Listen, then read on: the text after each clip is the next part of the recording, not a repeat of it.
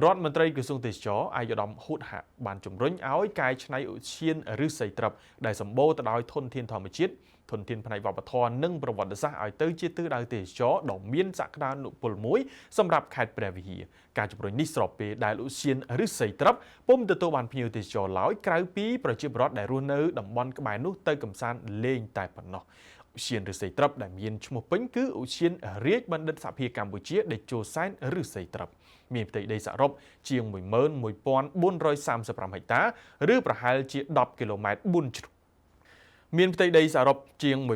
11,435 ហិកតាឬក៏ប្រហែលជា10គីឡូម៉ែត្របួនជ្រុងឧទ្យានឫស្សីត្រឹបមានទីតាំងស្ថិតនៅក្នុងឃុំឆែប1និងឃុំឆែប2ស្រុកឆែបខេត្តព្រះវិហារចម្ងាយពីព្រំដែនកម្ពុជាឡាវប្រមាណជាង40គីឡូម៉ែត្រប៉ុណ្ណោះនៅក្នុងដំណើរទៅកាន់ឧទ្យាននេះកាលពីសប្តាហ៍មុនអាយុដំហួតហាក់ចាត់ទុកឧទ្យានឫស្សីត្រឹបគឺជាតំបន់ដែលមានការវិវត្តនិងអភិរក្សសម្រាប់ការបម្រើឲ្យភ្ញៀវទេសចរនៅបាទទៅទស្សនាកម្សាន្តបែបធម្មជាតិនិងទស្សនាសត្វព្រៃជាច្រើនប្រភេទនៅក្នុងរដូវកាលបៃតងនេះដែរ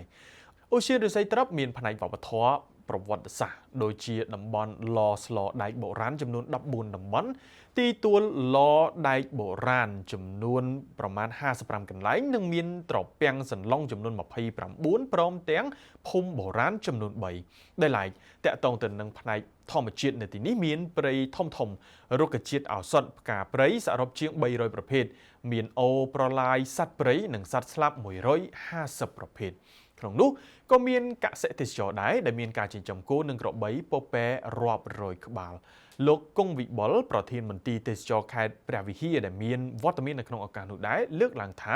ឯកឧត្តមរដ្ឋមន្ត្រីក្រសួងទេសចរកត់សម្គាល់ឃើញថាឧទ្យានឫស្សីត្រឹបមានទាំងផ្នែកវប្បធម៌ប្រវត្តិសាស្ត្រដែលមានអាយុកាលជាច្រើនពាន់ឆ្នាំដែលជាតំបន់ពាក់ព័ន្ធជាមួយនឹងស្ថានីយ៍បុរាណដ្ឋានដែលមានតម្លៃបំផុតសម្រាប់ភ្ញៀវទេសចរផ្នែកសិក្សានិងស្រាវជ្រាវពីប្រវត្តិសាស្ត្រ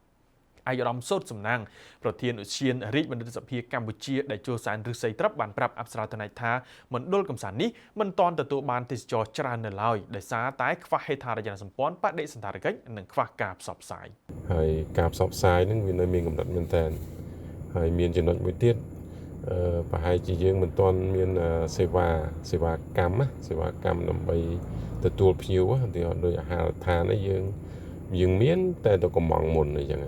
ឧទ្យានឫស្សីត្រឹបបង្កើតឡើងនៅឆ្នាំ2014ក្នុងគោលបំណងធានានិរន្តរភាពការអភិរក្សនិងការអភិវឌ្ឍបរិស្ថាននៅក្នុងតំបន់ហើយចាប់តាំងពីឆ្នាំ2023មកឧទ្យាននេះបានអនុញ្ញាតឲ្យទេសចរជាតិនិងអន្តរជាតិចូលកម្សាន្តនៅទីនេះមានផ្ទះស្នាក់ចំនួនតែ4ប៉ុណ្ណោះក៏ប៉ុន្តែទេសចរអាចបោះតង់បានរហូតដល់ទៅរាប់រយតង់